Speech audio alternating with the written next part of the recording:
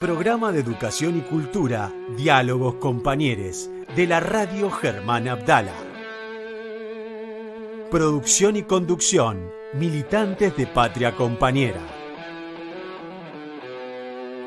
Nuestras vías de comunicación: Facebook, Patria Compañera; Instagram, Patria Compa; Twitter, Patria Compañera.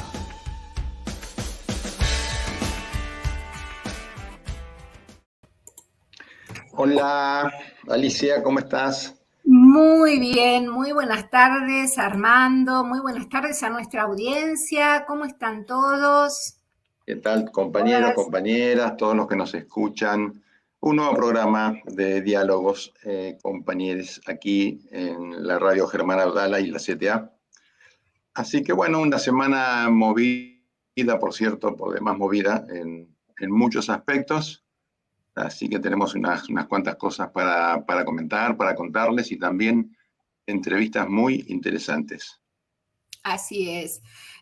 Vamos a comenzar por ahí recordando que tuvimos esta semana las celebraciones del 17 de octubre, que bueno, que se dio con varios actos, pero al menos hubo como uno que es el que más nos interesa, porque expresó la unidad de varios sectores también del peronismo, celebrando este día tan particular para el movimiento justicialista, y que fue el acto de la Plaza de Mayo, ¿no? Con una concurrencia muy importante de compañeros y compañeras expresándose en el Día de la Lealtad.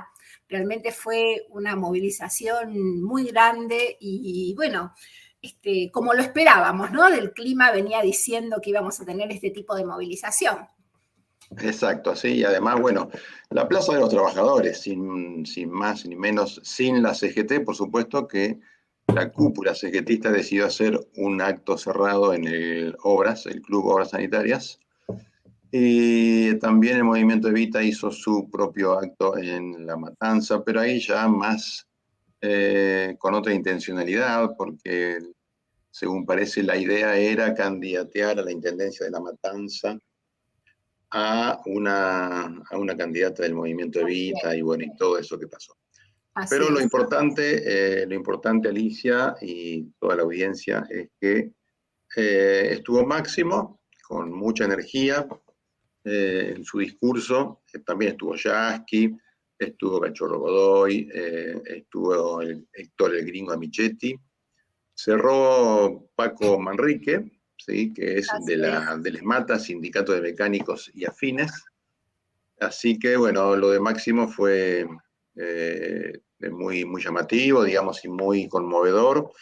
Destinó unos minutos de su discurso a Macri, por supuesto, al rechazar sus dichos sobre el supuesto fracaso de la sociedad argentina, tratándolo de mal educado, así de simple, señalando que si alguien fracasó no fue la sociedad, sino fue él, Macri, que no estuvo a la altura de las exigencias de la mayoría de la sociedad cuando fue presidente, ¿no? Y además decía, quien ha tenido todo en la vida, ¿por qué tratar así a su propio pueblo que confió en él para llevarlo adelante? Pero bueno, así es la derecha, ¿no? Así es la derecha. También apuntó contra que si el macrismo triunfa en el 2023, se avecinan tres flexibilizaciones o tres temporales, le diría yo. El laboral, el impositivo y el ambiental, Alicia. Así es. Me parece que, bueno, también tuvo conceptos Máximo para lo que estaba ocurriendo en estos otros actos simultáneos, donde realmente planteó al sindicalismo la importancia de pensar que en el momento que estamos viviendo, con la situación que está viviendo el país, estar en un acto haciendo un reclamo por el lugar de los trabajadores en las listas es absolutamente extemporáneo. Me parece que en eso Máximo estuvo muy bien en haberlo reclamado, porque por hoy la coyuntura, si sabemos que las elecciones están a la vuelta de la esquina, pero con la situación que estamos viviendo en nuestro país, absolutamente rehenes de la escala inflacionaria imparable que estamos teniendo, realmente que alguien en un acto del Día de la Lealtad esté reclamando lugares en las listas, me parece que estuvo muy bien para señalárselo. Y también porque atado a esto, Máximo planteó muy seriamente que el tema de la deuda externa no está solucionado, cómo este tema de la deuda y de la negociación de los vencimientos que se fue haciendo es un corset para cualquier candidato que aspire a ser presidente, que aspire a gobernar nuestro país. Y bueno, tenemos que pensar seriamente cómo podemos pensar en un desahogo, en un respiro para nuestro país, más allá de las lecciones que los economistas nos dan todos los días con los números, ¿no? Sino, a veces yo siempre digo, una cosa es hablar de la economía desde los números y otra cosa es hablar de la economía desde los platos de la mesa, ¿no? Y bueno, y hay Exacto. una controversia muy importante que plantea, y muy acertadamente que plantea Máximo. Sí, totalmente. Además, muy bien lo remarcaron también Yasky y lo remarcó Manrique, este sindicalista, que la verdad que muchos no lo conocíamos o teníamos muy poca idea de quién era, pero tuvo un buen discurso de cierre desde un sector muy fundamental, como es el tema de los sindicatos de mecánicos y afines, que son sobre todo vinculados a la industria automotriz, que tiene un peso importante en la economía argentina, Alicia. Y bueno, Sí. seguimos con otro tema también que está muy de actualidad por todo lo que conlleva y lo que caracteriza semejante despelote, por así decirlo, que es el tema del acto terrorista. Así lo planteó Beira, uno de los abogados que participa de la querella que presentó Cristina Kirchner, un acto terrorista. Que fue su atentado, su intención de magnicidio hacia ella, ¿no? Y bueno, en este marco, Ubeira señaló que el atentado formó parte de una estructura de los procesos fascistas para deshumanizar a aquella persona que se quiere transformar en víctima, legitimado por los medios de comunicación, ¿no? Y es una estructura instalada de los grandes poderes de facto para eliminar todo tipo de obstáculos y poder transformar a la Argentina en el mismo sentido del saqueo y la fuga de riquezas de un grupo minoritario, ¿verdad? Sí. Ahora, Que, hay bueno, algo como para sí. pensar, ¿no? En todos los países los países europeos, Norteamérica, que tanto admira la oposición política nuestra, un intento de magnicidio, como aconteció con Cristina, hubiese sido primero una cacería de brujas interna, y en segundo lugar hubiese sido un tema de planas de periódicos de todos los días. Y sin embargo, hay toda una operación para hacer quedar como que esto fue un hecho más, un hecho aislado, donde hay una coyuntura electoralista que quiere aprovechar el kirchnerismo o que Cristina se victimiza, bueno, que son un poco las cosas que venimos escuchando. El Poder Judicial, una vez más, está encolumnado, digamos, en obstaculizar parte de las investigaciones que se están desarrollando. Vos recién lo nombrabas a Ubeira, la verdad que si no fuera por los abogados y por la querella que representa Cristina, porque además son dos causas paralelas, la de Revolución Federal va por un lado y la de los copitos va por otro. Entonces, realmente también la actitud del Poder Judicial, que se demora enormemente en hacer un montón de cosas, da muestras de que no queremos investigar esto, porque a medida que vamos investigando y destapando, van llegando las conexiones políticas y vamos llegando al nudo de la cuestión de quiénes son los sectores que efectivamente financiaron este intento de asesinato. Ahí Sí, uno dice cual. Revolución Federal, pero van saltando también algunos otros, ¿no? En estos días. Y fíjate, Alicia, que justo o que paradójico que se está hablando mucho de la película de Santiago, bueno, no me acuerdo, creo que Santiago Mitre, el director, la película 1985 sobre la vida de fiscales trasera, y que en ese lo que salta a la vista es la actitud del tribunal que tuvo la tarea, y el fiscal también, por supuesto, de los fiscales, que tuvieron la tarea de enjuiciar a los responsables militares de la dictadura del 76 al 83, ¿no? Estos jueces marcan claramente la diferencia con lo que es el Poder Judicial hoy, que está Claro. firmemente enraizado y sobre todo está muy, muy envenenado con respecto a torcer el brazo de las decisiones populares y democráticas, ¿sí? Para eso, haciendo digamos, de palanca del del poder de facto y de la clase dominante, que es eliminar todos los obstáculos y los adversarios políticos de la forma que sea. Por eso es lo que decía precisamente Ubeira, de que estos son unos lúmpenes, pero están al servicio de la ultraderecha para hacer esa tarea sucia. Y por eso la intencionalidad del Poder Judicial de querer ocultar y obstaculizar el avance de esta investigación, ¿verdad? Exactamente.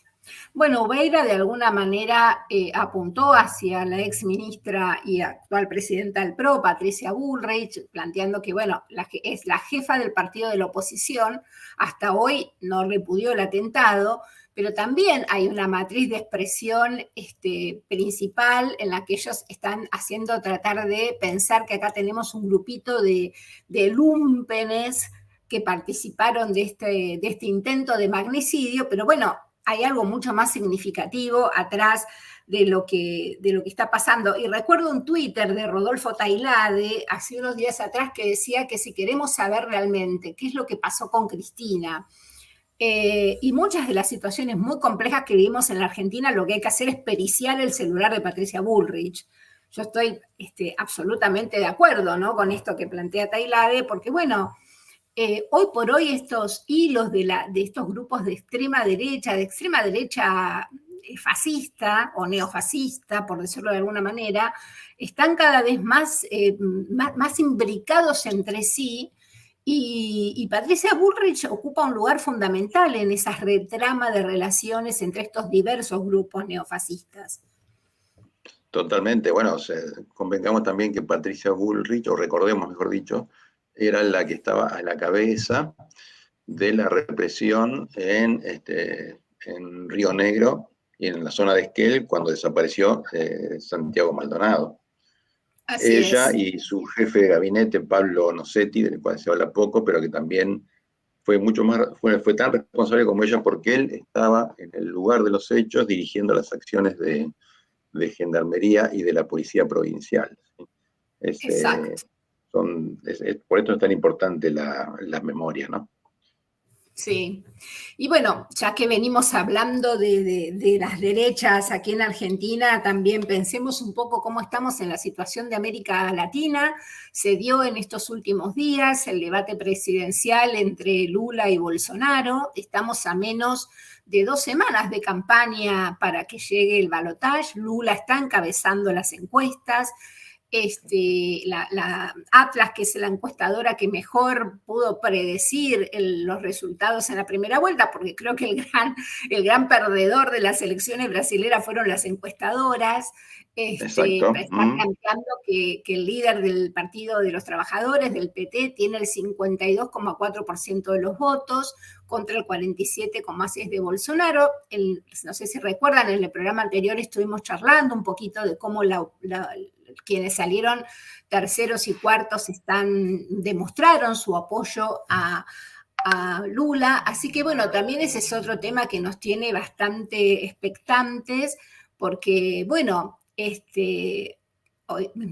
importante recordar las palabras del concejal de Paula del PT en Río de Janeiro, que plantea que que tienen como partido una impresión muy grande de que ganamos, de que se ganan las elecciones en Brasil, pero bueno, se ganan las elecciones en un Brasil, en un país que está muy dividido, que realmente está con una línea geográfica muy marcada, ¿no?, de dónde están los votos del PT y de dónde están los votos de Bolsonaro. Y esto, como suele pasar, esa distancia entre el 52% que pueda sacar, que predicen que puede sacar Lula, y el 47% que puede sacar Bolsonaro, si bien uno puede decir, bueno, son varios puntos, después en la realidad muchas de estas paridades generan gobiernos de muy baja intensidad, que son fácilmente presa del ataque de la derecha, ¿no? Y lo decimos un poco por experiencia acá en Argentina. Lula no es Fernández, por supuesto, Pero, y sabemos que Cristina garantiza muchas cosas como las garantiza Lula, pero realmente es una preocupación estas vueltas, ¿no?, que están dando nuestra democracia. Sí, totalmente, totalmente. Además, bueno, allá en Brasil el tema de los grupos de derecha y de ultraderecha vienen actuando desde hace mucho tiempo, ya desde la época de la dictadura en la década del 60, ¿no? Y Sí. esas milicias, que son las que originalmente fueron grupos de exterminio parapoliciales en Brasil, también ahora tienen una relación más estrecha con el narcotráfico, ¿sí? Y muchos de esas milicias son parte de los cuadros políticos que hacen campaña para Bolsonaro. Son figuras ligadas a estos grupos y operan en territorios donde la mayoría de las personas no pueden operar, y también con alguna vinculación con los sectores evangélicos. Por eso también fue la aclaración de estos días de Lula, de que Bolsonaro, ¿te acordás? Lo había acusado a Lula de querer cerrar las iglesias evangélicas, lo cual es un disparate, pero Lula tuvo que salir a aclarar que nada de eso era verdad. Y es una situación difícil, ¿no? Muy diferente, por supuesto, a lo que fue la década ganada en Latinoamérica en el 2000, los principios del año 2000, ¿no? Cuando estaba Lula en Brasil, Evo Morales en Bolivia, Correa y Chávez en el norte de Latinoamérica, y bueno, los Néstor y Cristina acá en Argentina. Pero bueno, es lo que tenemos y es con lo que nos toca lidiar, y seguiremos lidiando como la figura de Cristina ahora en la vicepresidencia, Boric en Brasil, en Chile, perdón, Lula en Brasil, el gobierno recuperado de Bolivia, Petro ahora en Colombia. Si bien uno podría decir que hay como un cierto armado progresista en América Latina, la situación, como bien vos decís, Armando, no es la misma que a principios del 2000. Entonces, realmente, bueno, una vez más, retomando las palabras de Máximo, hay que cuidar mucho esto que logramos, porque realmente la vuelta de la derecha sería más cruel que nunca, digamos, ¿no? En este contexto. Y la crueldad, sobre todo amplificada sobre los sectores más vulnerables, ni hablar, y los trabajadores. Exacto. Así que, bueno, Alicia, deberíamos pasar a nuestro sector de entrevistas, si es que Rosana nos habilita. ¿Cómo no? Placa, y vamos a la entrevista.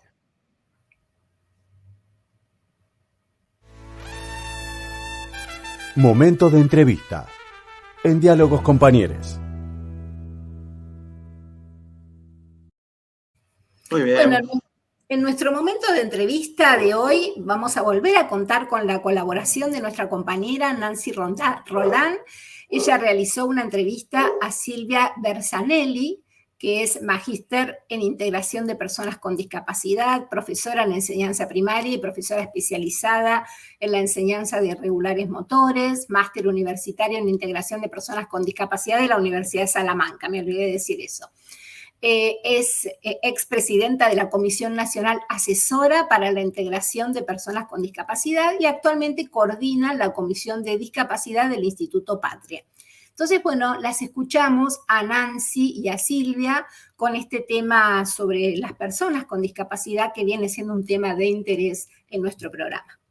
Muy interesante. Adelante, compañeras.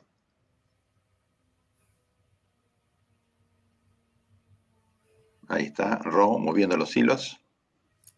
Ro es como un titiritero, ¿no? Nosotros acá no la vemos, pero atrás de esta pantalla hay una persona de la cual depende todo lo que hacemos acá, que son las manos mágicas de nuestra querida compañera Ro.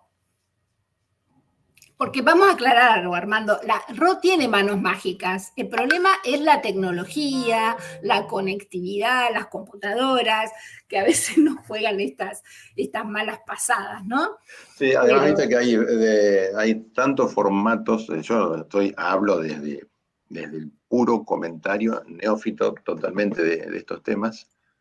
pero hay tantas modalidades de aplicaciones y de sistemas de filmación y de edición que terminás siendo un especialista en lo que es la reproducción de estos materiales, ¿no? Claro. Pero bueno, lo que sí creo que, bueno, podemos ir a ver qué dice Ro por acá. Estamos esperando a ver qué dice nuestra compañera, si no, seguimos con el programa. Le contamos a los amigos y amigas que escuchan nuestro programa y que escuchan también la radio Germán Abdala, que los proyectos de comunicación popular siempre tienen esta característica de poder contar en este momento con lo que es la radio por internet, con estos sistemas y programas que nos permiten hacer radio desde nuestras propias casas. Y es un avance tecnológico que ha permitido de alguna manera que nuevas voces puedan aparecer en el aire, ¿no? Que no dependemos de la banda radial como era antes, en las AM o de tener un lugar en las FM, sino que, bueno, hay otras formas de circulación de la comunicación popular que es interesante para que podamos estar aquí, ¿no? Totalmente. Y aprovechamos además para ir comentándoles que entre las actividades de formación política que tenemos en nuestra agrupación, ¿sí? Este sábado vamos a ver la película Cipriano. Cipriano se llama Yo hice el 17 de octubre. Es una película dirigida y llevada a cabo por el bericense Marcelo Gálvez, quien va a estar con nosotros en la presentación, en la apertura de esta película el sábado a las 18:30 horas. Y es una película hecha con actores no profesionales, algunos del Teatro Comunitario de Berisso y otros son descendientes directamente de las personas que protagonizaron el 17 de octubre de 1945, ¿no? Y eso hace que... Sí, Alicia. No, terminaste de idea porque iba a pasar a otro tema. No, bueno, la cuestión es que ese 17 de octubre en Berisso fue fundamental la organización de la movilización que se llevó a cabo hasta la Plaza de Mayo en Capital Federal para pedir por la liberación del coronel Perón, coronel en ese momento que estaba detenido en la isla Martín García, ¿sí? Exactamente. Él era vicepresidente y era también ministro ejercía también el cargo de secretario de Trabajo y Previsión y secretario de Guerra, o sea, había acumulado mucho poder y eso le ponía muy inquieto al poder oligárquico de ese momento, ¿sí? Entonces lo habían detenido en la isla Martín García y lo querían desterrar prácticamente y el pueblo movilizado generó esa instancia histórica del 17 de octubre y esta película refleja lo que ocurría en ese momento, en ese día, en Berisso, precisamente, y fundamentalmente alrededor de los trabajadores de los frigoríficos, ¿sí? Sí. Bueno, acá nos avisa Roxana que podemos escuchar la primer parte de la entrevista, entonces, que realizó nuestra compañera Nancy Roldán, así que compartimos esa primer parte y después tenemos una segunda entrevista de un tema de actualidad que también ya les vamos a comentar. Cuando dispongas, Roxana, entonces escuchamos la entrevista de Nancy Roldán. Ahí vamos.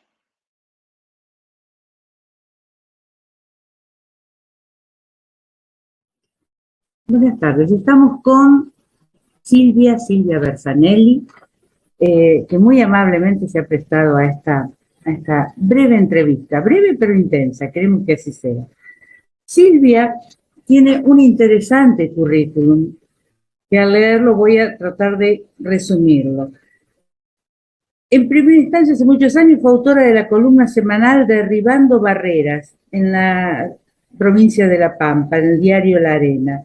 Ha sido directora de Educación Inclusiva en la provincia de La Pampa, secretaria del Consejo Federal de Discapacidad entre el año 2008 y 2011, representante del Estado argentino en la reunión del Mercosur de Derechos Humanos, Comisión de Discapacidad 2009-2015.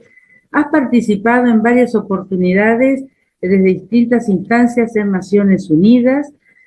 Ha sido presidenta del Consejo Federal de Discapacidad entre 2013 y 2015, directora del Observatorio Nacional de Discapacidad desde el 2011 al 2013, presidenta de la Comisión Nacional Asesora para la Integración de las Personas con Discapacidad, CONADIS, en el año 2013, presidenta del Comité para la Eliminación de todas las formas de discriminación de las personas con discapacidad, año 2014-2016, en la OEA.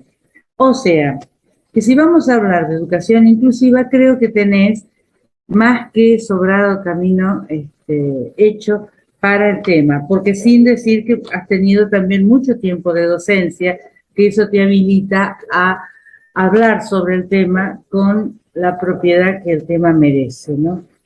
Silvia, a ver, cuando nosotros hablamos de educación inclusiva, y hablamos, y hablamos, y hablamos, a ver, siempre tenemos la sensación que hay condiciones, que hay cuestiones que no terminan de darse para que la misma pueda cuajar en una realidad concreta. ¿Qué te parece que debiera suceder en las instancias educativas, y te digo a lo largo de todo el país porque vos tenés trabajo en ello, para que la educación inclusiva se viera realmente reflejada en las aulas?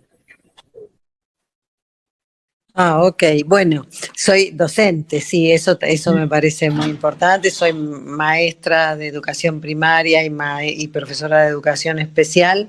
Y bueno, desde ese lugar, como con el rol de docente y después con el rol de directora, por supuesto que uno puede hablar mucho desde la práctica y además reflexionar sobre esa práctica, ¿no? La educación en primer lugar hay que verla ampliada, ¿no? Es decir, no es solamente para las personas con discapacidad, sino que es un enfoque que claramente busca generar un cambio en el sistema educativo, una modificación en el sistema educativo, y eso es lo que se ha establecido y acordado en todos los ámbitos cuando hablamos de educación inclusiva. Desde luego que ha tenido un gran impacto en lo que refiere a la educación especial, porque ha enfocado, digamos, sobre un sistema o una modalidad, así que dentro de un sistema o una modalidad que se ha generado de modo separado a la educación común. Exacto. Claro que acá tiene un impacto, ¿no? Porque esto empieza a confrontar con lo que estaba establecido, empieza a generar, por supuesto, muchas preguntas que son necesarias resolver. En esta línea donde uno puede ver, bueno, no solamente se ven los efectos en el cambio del sistema hacia un sistema educativo inclusivo, son todas las políticas de apoyo a los grupos que siempre sufrieron exclusión o vulnerabilidad. Y te puedo hablar de los programas de apoyo a las comunidades originarias, a los pueblos originarios, programas de apoyo en la universidad para las personas con discapacidad, servicios y programas de apoyo para las personas con discapacidad también en todos los niveles.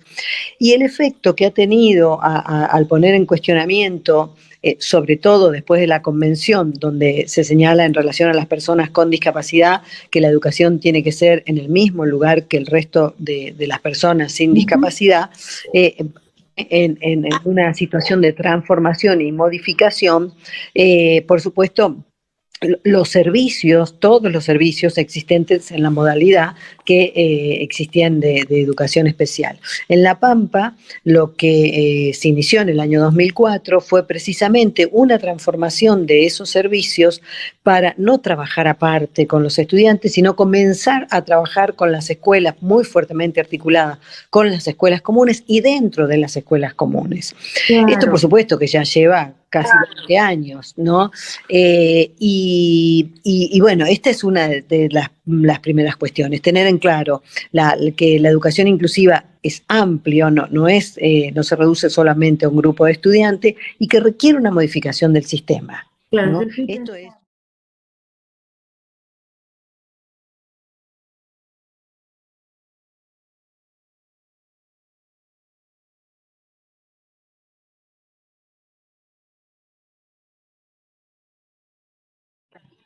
Que lo que vos decís es que antes incluso de que se o sea, que comenzara a utilizarse la Ley Nacional de Educación en el año 2006, ustedes ya habían comenzado, por plantear, en la provincia de La Pampa, con un trabajo más concreto de transversalización de la modalidad dentro de los niveles. Es así, ¿verdad?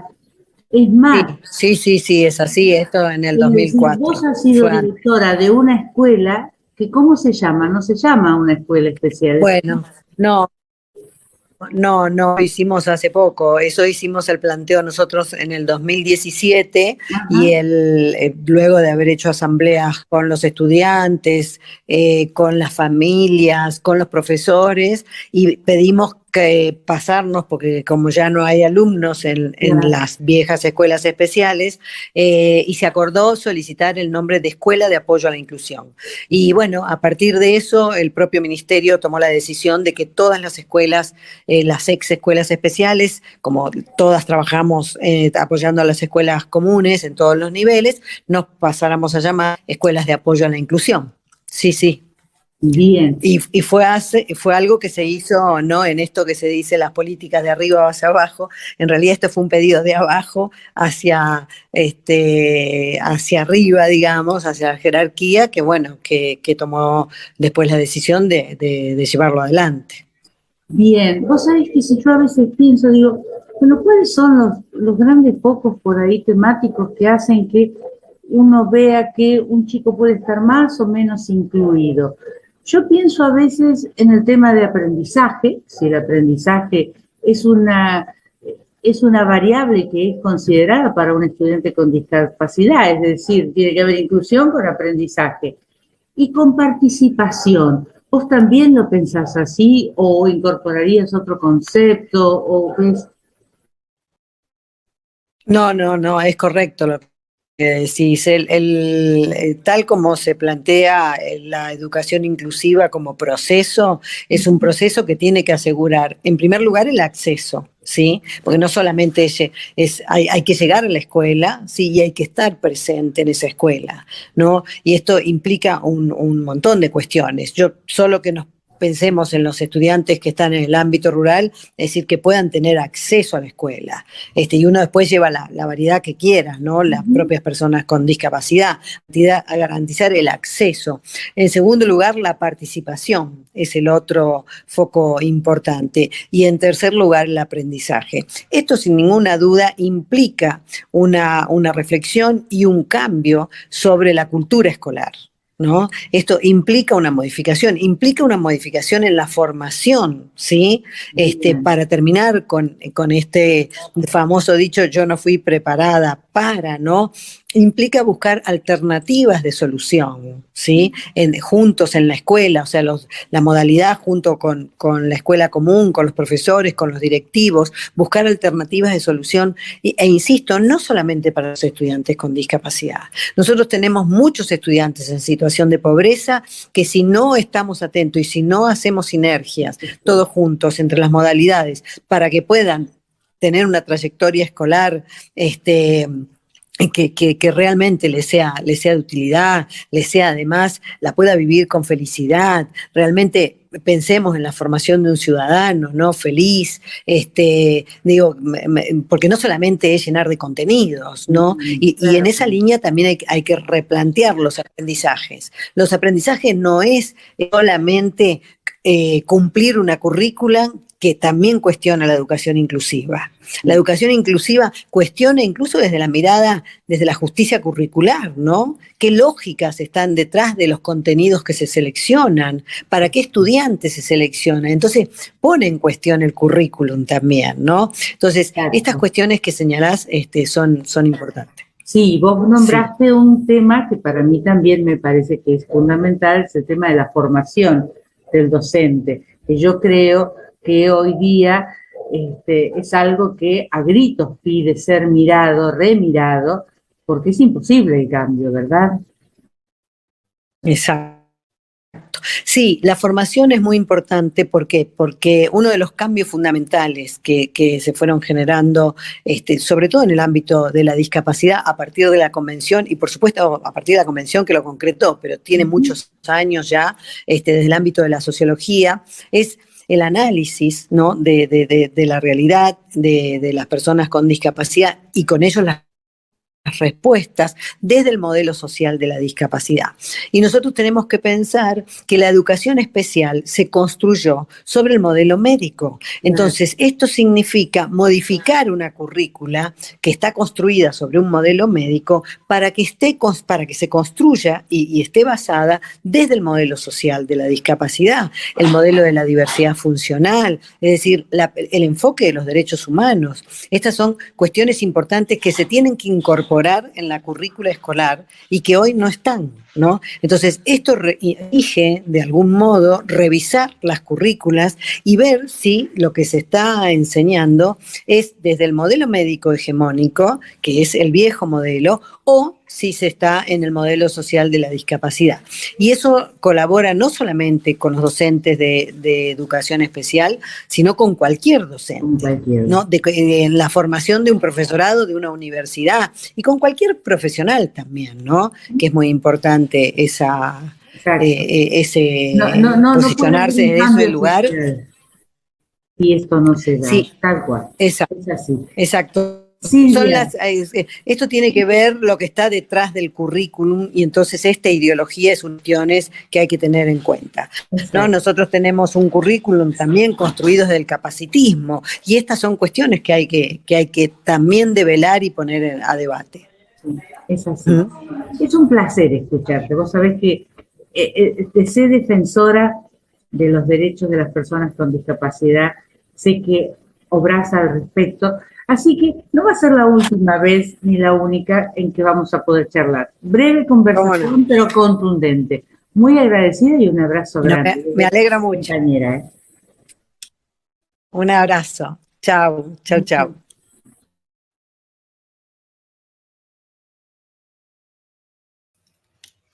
Bueno. Muy bien, excelente tu entrevista, compañera Nancy, que sabemos que nos estás escuchando. La verdad que todo aporte que hace a pensar realmente la educación inclusiva es muy, muy importante en este momento. No parece mentira que a esta altura de los sistemas educativos nacionales tenemos que estar todavía teniendo tantas preocupaciones y llevando tan fuertemente la bandera de la inclusión, ¿no? Qué interesante lo que manifestó Silvia, entrevistada por Nancy, por cierto, con este tema de que las currículas educativas se hicieron en base al modelo médico, ¿no? Exacto. Cuando en realidad lo que debería pasar es exactamente lo contrario, ¿no? Si queremos que sean tratados en igualdad de condiciones y de acuerdo a las características de cada una de las personas que tienen alguna dificultad, lo que hay que hacer es que cambiar, o sea, que la currícula educativa se adapte a eso y no que sean mirados como personas enfermas. Una cosa la verdad que nunca lo había escuchado en este concepto, conceptualmente de este modo, y me parece muy interesante realmente, ¿no? Y que podamos tener la oportunidad de conversarlo y de haberla escuchado tanto a Silvia y a Nancy, es un privilegio, es realmente muy importante. Hay un modelo médico hegemónico que construyó una mirada sobre la normalidad y sobre la anormalidad, y un modelo médico también de la salud mental. Es importante decir esto, porque a veces hoy discutimos mucho sobre la ley de salud mental, y también la psiquiatría y la psicología construyeron parámetros de normalidad, incluso sosteniéndose como un discurso científico que justificó justamente la patologización de la diferencia. Entonces, la exclusión de las personas con discapacidad, pero también la exclusión de todo aquello que se alejara del parámetro blanco, occidental, europeo, fue pasado por el tamiz de esa normalidad y de la patologización de estas diferencias tildadas de anormales. Y por ahí Sí. No, yo que quería contar esto, Alicia, y es que no sé si vos recordás o tuviste oportunidad, yo la vi, me acuerdo, una película en la década del 80 que se llamó Jerónima, ¿sí? Sí. con una actriz, bueno, que era, o era mapuche, o era, digamos, de los pueblos originarios, me parece que era mapuche porque era de aquella zona de la Sí, Patagonia. sí, sí, Luisa Y esa Calcomeo, sí. película se filmó con, digamos, mostrando precisamente esas características del tratamiento del sistema de salud respecto de los que son diferentes. Porque, si mal no recuerdo, la situación de esa mujer de pueblo originario, lo que le pasaba era que, bueno, no estaba incluida dentro del sistema occidental y cristiano, y era tratada en el hospital como un bicho raro. Y ahí me acuerdo que la película mostraba precisamente todo esto, digamos, la blanquitud del sistema de salud en contraposición de con las condiciones de vida de los pueblos originarios, que por supuesto estaban rodeados de tierra, en un lugar desértico, Exacto, viviendo, digamos, muy magramente con lo poco que podían hacer o conseguir, exacto, ¿no? sí, Fue una película en ese momento muy reconocida, muy yo creo que reconocida. más habría que rescatarla, se debe poder rescatar quizás Y la de vuelta, recomendamos. y la Esto que recomendamos, vos, tal cual. esto que estamos charlando ahora, Armando, nos da pie para el próximo tema, un tema que no queremos dejar de traer a nuestro programa, porque nos parece que pareciera que las cosas se instalan cuando, las cosas pasan cuando las instalan los medios de comunicación, y hay situaciones que están pasando, situaciones de injusticia que están ocurriendo todo el tiempo. Nos referimos con este tema nos referimos con esto a lo que viene pasando en las comunidades de Río Negro, específicamente del lago Mascardi, con la situación de nuestros hermanos mapuches. Y para actualizar un poco en qué situación estamos, qué está pasando con esto que ya desapareció de los medios de comunicación, pero que sin embargo sabemos que sigue siendo un tema muy controvertido, contamos en este programa con la participación del compañero Mauro Millán, que es integrante de la comunidad Lafken Winkul Mapu, cerca de Bariloche, provincia de Río Negro. Lauken Winkul Mapu es un territorio donde se siembra, donde se trabaja la tierra en forma colectiva, según el significado de ese vocablo. Y el compañero Mauro Millán, no lo pudimos sacar al aire porque, bueno, hay muchos problemas de conectividad en la región, así que le pedimos que nos envíe algunos audios que nos permitan entender un poco más el reclamo de la comunidad sobre las reivindicaciones territoriales que están llevando adelante, no ahora, sino desde hace muchos años. Así que si las tecnologías mediantes nos apoyan, vamos a escuchar la palabra del compañero Mauro Millán. Muy bien, adelante, Rob.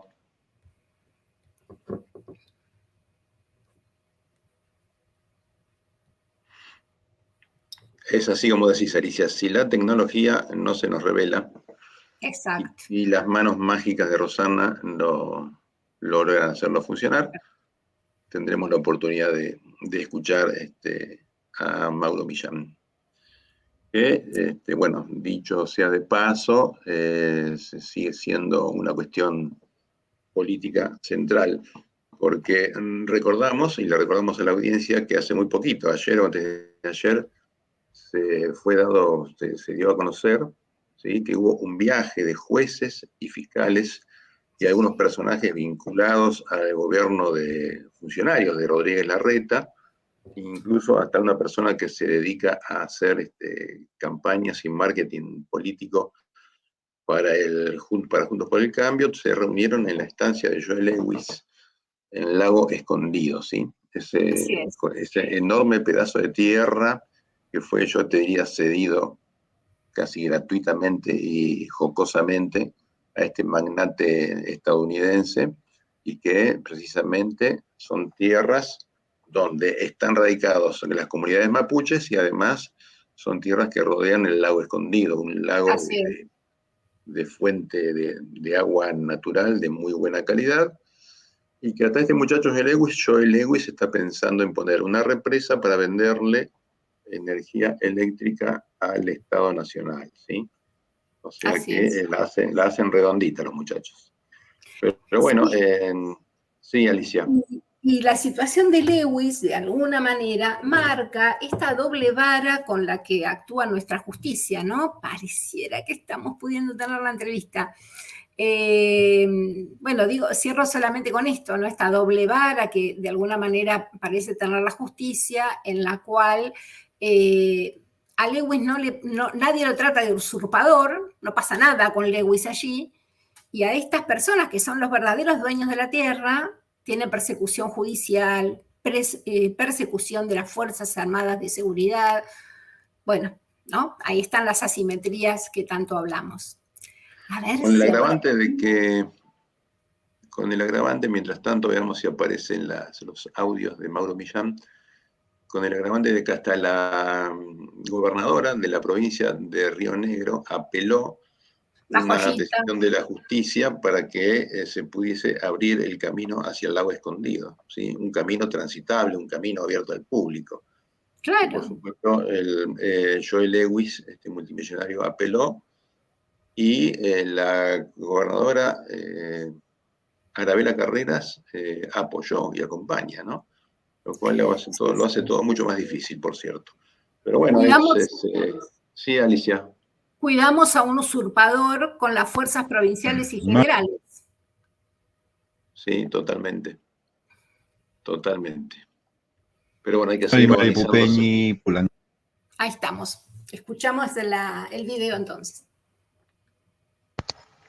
Mari Pupeñi, Pulanguien, Puweni Anay, Fachantu, Inche Epian, Fachi Panil Wedungu, Inche Mauro Millani Pingen, Inche Talonco, Fachanto Maita Quiñeque un Epian Feichi Notameu, Fachi Mapum, Leitani Choyum, Leitani Tugun, Nicupalme, Cuifimeo Fachi Mapum, que fui Taruf Mapucheyen, Chewel Cheyen, Fachantu Tamleita Wemolfun, Fachantuta Reyaguayin, Fachi Mapu, Chumafun, Hueluta Inalelu Requetafelein, Mapuchengein, Inchin. Bueno, voy a saludar brevemente en mi idioma.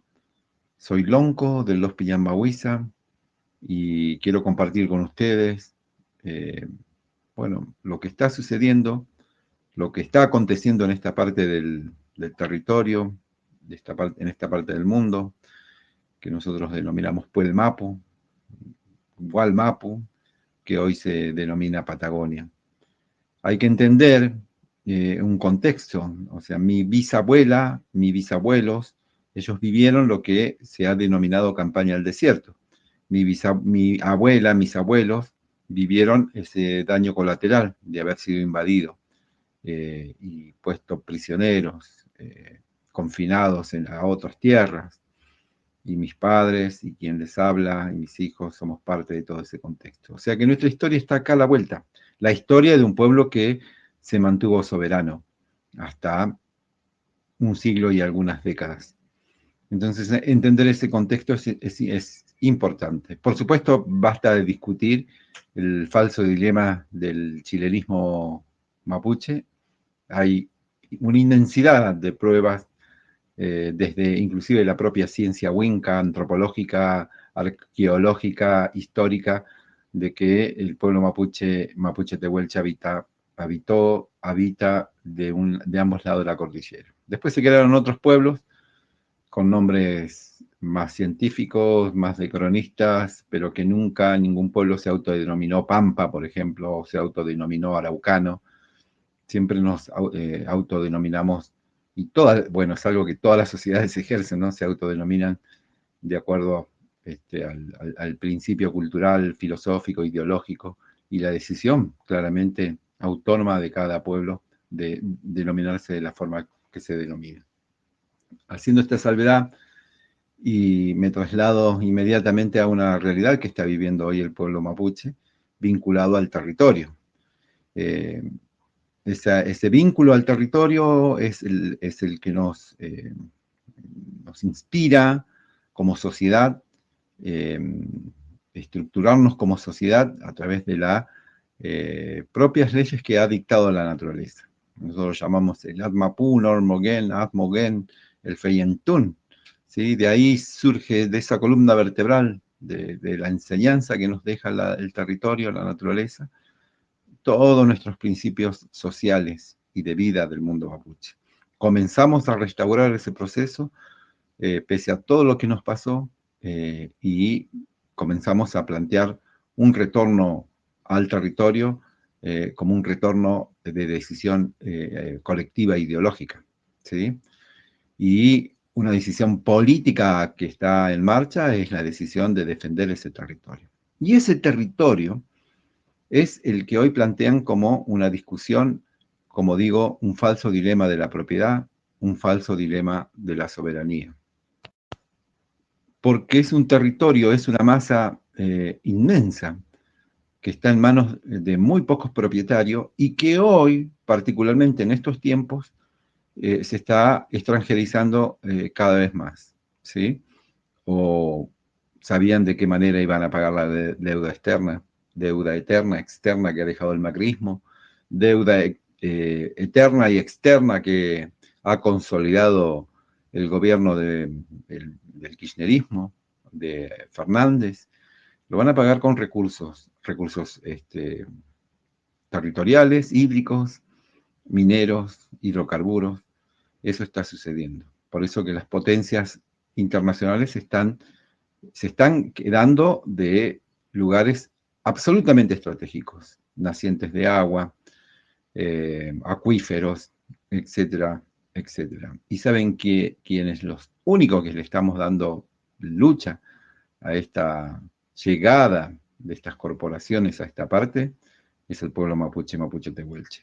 Por eso entendemos que estamos dejando la vida, que nos están criminalizando, judicializando, y por eso entendemos y denunciamos e interpelamos el negocio y el vínculo que hay con el aparato judicial, el aparato político, el aparato empresarial, que son los que fomentan este discurso de odio y una censura a través de los medios que evidentemente son parte de este negocio, ¿no? Medios mercenarios como Infobaes, El Clarín, La Nación, son medios que son parte de esta corporación corrupta y por supuesto con sus estrellas que juegan al analizar absolutamente todo, opinólogos de todo, estos periodistas, hombres y mujeres que opinan absolutamente de todo. No hay un tema que puedan declararse incompetentes y opinan del mundo mapuche como si supiese qué significa ser mapuche y vivir en esta parte del mundo. Hemos puesto el dedo en una sensibilidad mayor que involucra a estos grupos económicos. Cuando estos grupos necesitan empatía del resto de la sociedad, crean organizaciones como Consenso Bariloche, que Consenso Bariloche es una organización conformada por hoteleros, empresarios inmobiliarios, lejos está de representar o aglutinar el posicionamiento de la gente común, normal, que transita todo el tiempo buscando trabajo, la mayoría de la gente, ¿no? Sí, por eso consensúan el despojo claramente. Nos sorprende hoy, o quizás no nos sorprende tanto, porque ya se venía configurando la articulación entre el gobierno nacional. Nos sorprende en el sentido de que ellos hablan de que no desalojan, que no generan violencia, eso es lo que dicen, ante un desalojo o despojo, como decimos nosotros, pero sin embargo eso queda claro que no es verdad, que ellos arremeten, como arremetieron, con 250 militares sobre una pequeña comunidad. Esa pequeña comunidad, que más del 50% de la matrícula de la escuela de Mascardi son los niños del Lafken Winculmapu, para que tengan una idea de la dinámica de esa comunidad. Hoy han sido reprimidos y no están yendo a la escuela, han sido despojados de su territorio, ni hablar lo que significa para nuestra espiritualidad, ¿no? Nuestro ejercicio de espiritualidad, nuestra marcha y despojada de su rehue. Bien, es básicamente una situación trágica que nos recuerda claramente a lo que nos pasó no hace tanto tiempo con la conquista del desierto, mal llamada conquista, que fue un proyecto para la burguesía y la élite patricia de aquella época. Hoy las hermanas se encuentran prisioneras, una de ellas parió en prisión, esa Pichifomó nació en cautiverio. Muchos de nuestros hermanos y hermanas están todavía en el cerro, a la espera de que se les restituya el territorio o volver al territorio. En una situación compleja, donde el discurso supremacista, racista se ha impuesto y donde le han hecho claramente un guiño desde el gobierno nacional y una total naturalización de un proceso de raquitismo de esta democracia. O sea, esta democracia está siendo asesinada cuando justifican o cuando convalidan o cuando son cómplices de este tipo de acción de violencia estatal. No solo contra el pueblo mapuche, porque las consecuencias las vamos a ver como sociedad en general, ¿no? De que esta democracia muera de inanición. Y son todos los responsables, están a la vista, desde la corporación empresarial nacional y extranjera, el aparato judicial y claramente el poder político, ¿sí?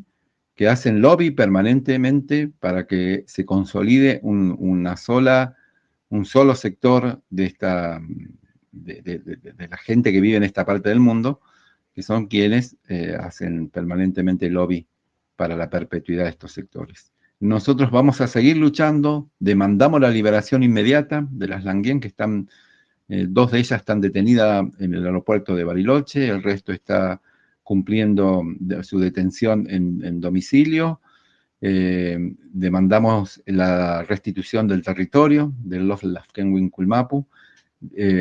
También denuncio y aprovecho para denunciar de los cientos de mujeres y hombres que estamos siendo procesados por la justicia corrupta. Quien les habla, me han pedido 4 años de prisión en una causa por usurpación en cercanías de Bariloche. Y así, es un escenario muy complejo, demasiado complejo, para estos tiempos que uno creía que la cosa iba a cambiar, que cuando se había reformado la Constitución era para equiparar derechos de minorías, y que jamás se aplicó ese derecho. Jamás encontramos un juez, un fiscal, que no tenga ese pensamiento de complicidad con el poder, e inclusive ese pensamiento de supremacía sobre el resto de los mortales. Denunciamos este hecho, pero sin embargo no claudicamos en este proceso de lucha, de resurgimiento de nuestras autoridades ancestrales y de nuestro derecho de diseñar un futuro para nuestro pueblo de manera autónoma, ¿sí? y fundamentalmente libre. Quería agregar con pruebas claras y contundentes de cómo los propios gobiernos provinciales hacen de lobista y resguardan los intereses de los extranjeros, como en el caso de Joy Lewis. La mismísima gobernadora, la gobernación de Río Negro, apela al fallo de la justicia federal que ordena la reapertura de ese camino. Y como consolidando esa decisión, hace no muchos días, Macri, con jueces, fiscales, ex agentes de la AFI, hacen una reunión, se encuentran ahí en plena mansión de este magnate inglés, que posee más de 11.000 hectáreas en un lugar absolutamente estratégico porque está entre Chile y Argentina. Ni hablar lo que sucede con Benetton, ni hablar lo que sucede con los cataríes. Hoy, por ejemplo, tibiamente se trató una información que a mí particularmente me parece grave, de que una aeronave de guerra de Emiratos Árabes esté retenida en el aeropuerto de Bariloche.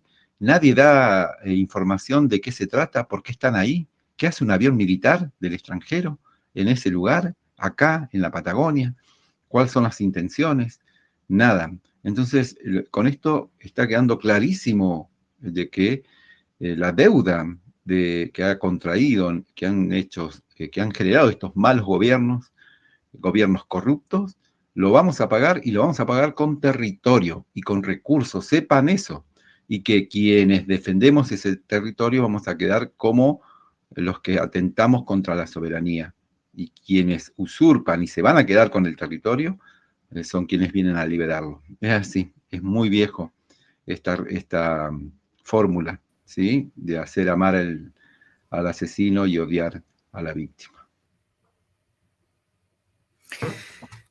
Impecable y Tremendo, el compañero, tremendo. Compañero, sí, sí, sí, sí, sí. A ver, nosotros cuando hacemos la producción de estos contenidos, escuchamos los audios, las entrevistas antes, pero por ahí yo no había prestado tanta atención en el fragor de la producción, de los detalles que viene conversando nuestro compañero, y realmente es muy, muy doloroso, muy duro, ¿no? Y bueno, y esta denuncia tan clara, ¿no? De cómo vienen por nuestro territorio, ¿no? Sí, sí, y aparte ya empiezan a asociarse otras fuerzas y otros poderes económicos. Esto del avión catarí, un avión de guerra de los cataríes, que no recuerdo bien el nombre en este momento, del presidente, digamos, de ese país, que además posee tierras, enorme cantidad de tierras en ese mismo lugar. Y una de las versiones periodísticas era que habían traído elementos para instalar una estación satelital. Claro. ¿Para qué quieren una estación satelital? En nuestro territorio, una potencia extranjera. Bueno, sí, sí. Luego también hay otra versión otra versión más ridícula, me parece a mí, de que los cataríes habían comprado, ¿sí?, un satélite fabricado acá en la Argentina por el INVAP, pero el tema es que el avión se fue y toda la carga que traía quedó acá en Argentina. O sea, ¿para qué? Si compraron algo del INVAP, se lo tendría que haber llevado, no tendría que haber traído nada. Una cosa muy... también está la disputa en ese lugar de los medios hegemónicos que quieren justificar lo injustificable y lo indefendible. Exactamente. Es tremendo. Y también vale la pena recordar lo que está ocurriendo en el territorio en la provincia de Río Negro, porque si bien es cierto que tenemos, bueno, que está la situación de los cataríes, de Benetton, del Zorreguieta, ¿no? Y del Reino de Holanda, que también compró tierras ahí, y de Lewis. Hay sobre el mar, sobre la franja costera de Río Negro, también ha salido hace muy poco tiempo unas denuncias acerca de hectáreas que fueron compradas también con salida al mar en la zona de Playa Bonita. Y bueno, estas son cuestiones que en general no se saben, que son denuncias que van haciendo compañeros así, como en el caso de Mauro Millán, que vienen haciendo las denuncias desde la militancia y que están absolutamente ocultas para la prensa hegemónica y tal vez un poco descuidado por la prensa más progresista. Pero bueno, me parece que, o por lo menos aquí desde Diálogos Compañeros, renovamos nuestro compromiso para que estas cosas salgan, se discutan y encuentren un lugar para que, no porque querramos advertimos de una amenaza, no, convocamos a la militancia y a la resistencia sobre estas cuestiones, ¿no? No es solamente una noticia, es una convocatoria. Y que se sepa, fundamentalmente que se sepa, porque, digamos, para ocultar la verdad de lo que está pasando son muy hábiles y muy perversos. Así es, así es. Bueno, Alicia, tenemos que ir a nuestro un poco sector Varieté con Cintia, nuestra compañera, a ver qué nos trae hoy.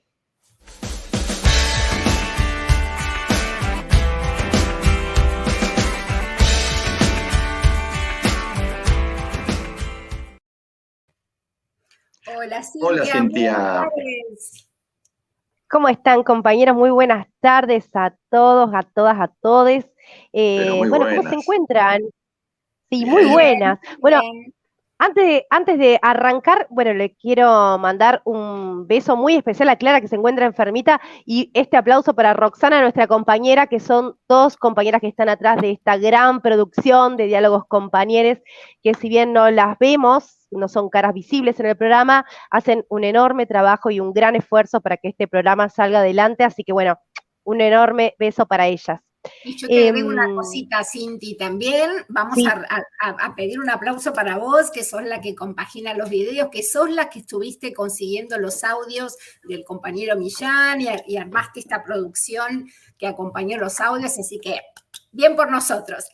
trabajo de equipo, Sumada sí, al equipo de Trabajo de producción, equipo. sumada al equipo de trabajo producción de ya, equipo. ni hablar. Exacto, trabajo de Y equipo. conductores Hermoso. estrellas.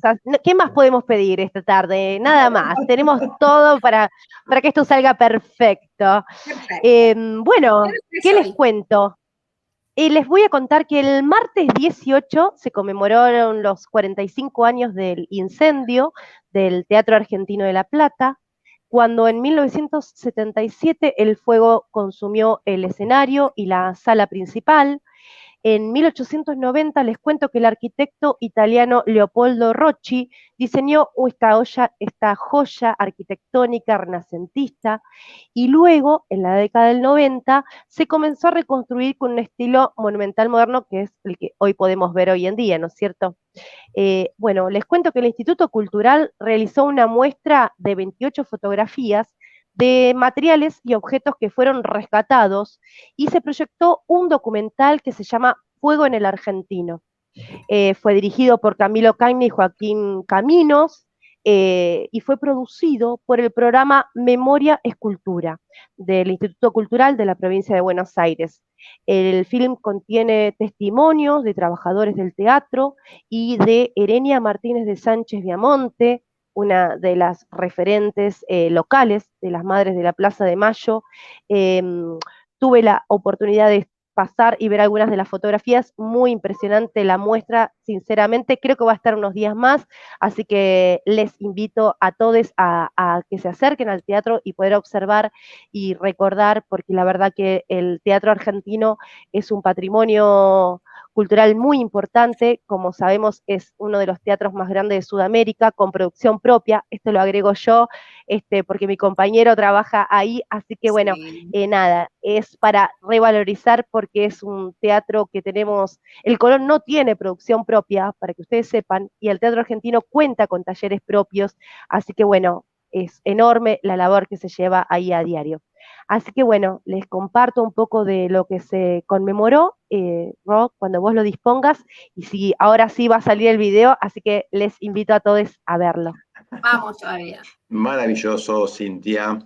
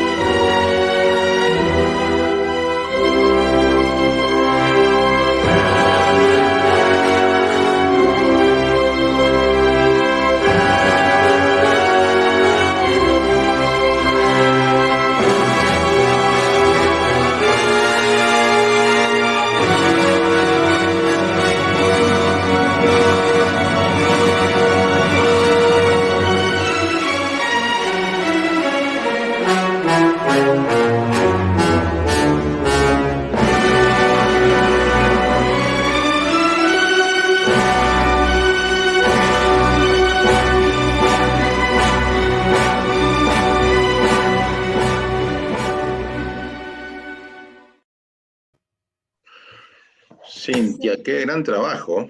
Muy buen trabajo. Impactante las fotos. Bueno, le quiero agradecer a Alicia que también participó en la ayuda ahí de la recopilación de las fotografías. No es fácil, no hay mucho material y la verdad que es muy impactante. Valía la pena recordarlo. Bueno, la duda, perdón, Cinti, siempre nos sí, quedaremos sí. con la duda si se podría haber recuperado ese edificio, ¿no? Si estaba tan deteriorado como para justificar, bueno, este que está ahora, ¿no? Ustedes saben que este 18 de octubre, este martes, yo fui al acto que se hizo en el Teatro Argentino. Fuimos con Alejandra López Comentador, compañera también. Había mucha gente y parte de lo que decían era esto, que había especialistas que incluso vinieron de las Naciones Unidas, especialistas a verlo el teatro, y dijeron que era totalmente recuperable, que lo único que se había incendiado era la sala central, pero lo demás estaba en perfectas condiciones. Pero claro, en ese momento estaba el gobierno de la dictadura de Videla y Martínez de Oz, y ellos decidieron demolerlo ligeramente, porque además había seguramente algún negocio por detrás. Y, sí, por eso podemos ver esa estructura moderna que por fuera la verdad es que es como un gran bloque de cemento, que no dice mucho. Si bien adentro es muy lindo, por fuera ni siquiera está terminado. Nunca se terminó. Y no tiene nada que ver con el resto, digamos, de los edificios de la época, ¿no? Que quedaron, bueno, que siguen en pie y que se siguen usando, por supuesto. Pero bueno, son decisiones que se tomaron en determinados momentos de nuestra historia. Así que bueno, compañera Cintia, ¿algo más? Sí, espera Armando, que tengo una invitación, como siempre cerramos con este programa de Varieté, para este sábado. No te voy a preguntar, ya aprendí, Armando, a vos no te voy a preguntar, así que le voy a preguntar a Alicia. Ali, ¿qué tenés que hacer este sábado 22 a las 6:30 de la tarde, 18:30? Este sábado me parece que me voy a ir para el local de Patria Compañera porque tenemos cine debate. Así que... Exactamente, así que exactamente lo mismo, si mi bronquiolitis me lo permite, mi bronquitis me permite estar ahí, los invitamos a todos a participar del cine debate en conmemoración del 17 de octubre. Les cuento que el grupo de formación político de Patria Compañera organizó una celebración de recuperación de la memoria histórica de la gesta popular desde el kilómetro cero en Berisso a través de la proyección y debate de la película Cipriano. Yo hice el 17 de octubre. Esta película fue dirigida por el cineasta Marcelo Gálvez, quien fue invitado a la presentación del film. A principio del programa, Armando les estuvo comentando algo de esto. Yo les quiero agregar que Cipriano Reyes fue un gran dirigente de los trabajadores de la carne en Berisso, en donde las empresas frigoríficas trabajaban más de 14.000 obreros en condiciones infrahumanas. Es por eso que se producen conflictos al querer instalar derechos laborales, lo que lleva, por ejemplo, a que se limite el envío de las carnes a Europa. Así que es a partir de este conflicto y de la gran convocatoria a rescatar a Juan Domingo Perón de la cárcel, es que Reyes toma gran relevancia de la escena política nacional, obviamente. Así que bueno, en síntesis, un pequeño adelanto de lo que este sábado 22 a las 18:30 horas los esperamos a todos, a todas y a todes a participar de este gran cine debate. Les recuerdo la dirección, Diagonal 73, número 1556, así que están todos invitados y les mando un beso y nos vemos la próxima. Muchas gracias. Ahí estaremos entonces. Nos vemos el sábado, Cintia y Alicia, y gracias a todos y a todas por compartir nuestro programa. Muy bien. Nos vemos entonces en 15 días, como siempre, aquí en la radio Germán Abdala. Muchas gracias. Hasta pronto. Este programa fue una producción de Patria Compañera. Nos pueden ver en la semana en nuestras redes sociales y en las de la radio Germán Abdala de AT Capital. Nos encontramos el próximo jueves a las 19.